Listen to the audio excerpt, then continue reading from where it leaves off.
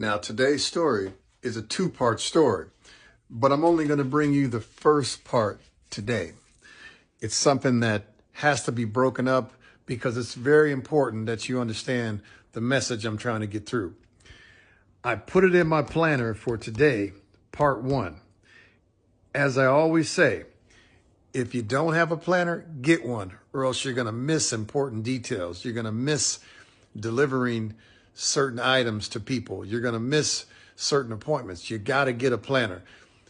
Check out my link below and grab the one that I created. Now back to the story. Today's story is a cautionary tale. If you're a young person, listen up. This is very important. Listen to all the details in this story that I'm about to tell you.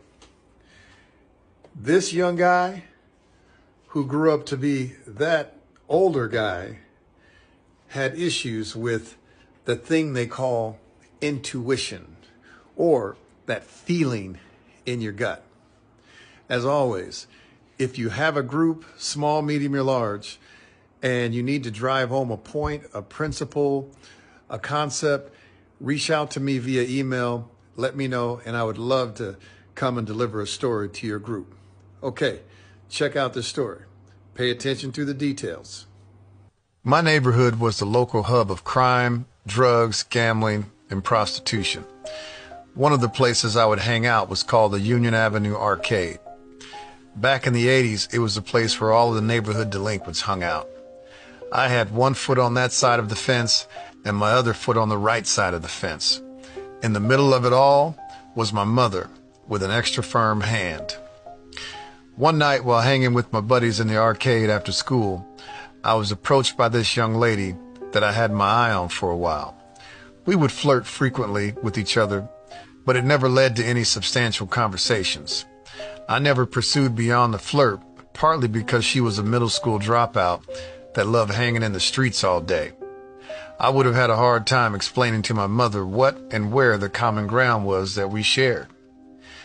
On this particular night, she approached me with her girlfriends and she said, "This is the one. I choose him to be my man." I said, "Yep, that's right. She's with me." She then explained that she and her friends would be working Broadway that evening. Working meant prostituting. She told me to meet her back at the arcade at 11 p.m. and she would give me all of her money. Of course, I agreed on the spot to save face, and then they went to work. Keep in mind, this was a school night, and I was a freshman in high school. Something in my gut told me that if I made the decision to go collect the cash at 11 p.m., it would lead me down a path of self-destruction.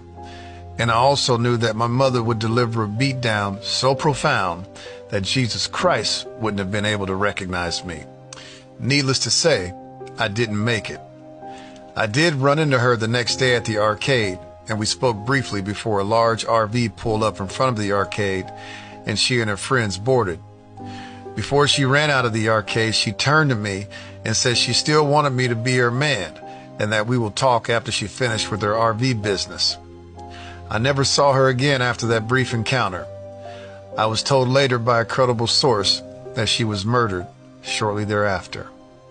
Trust your gut.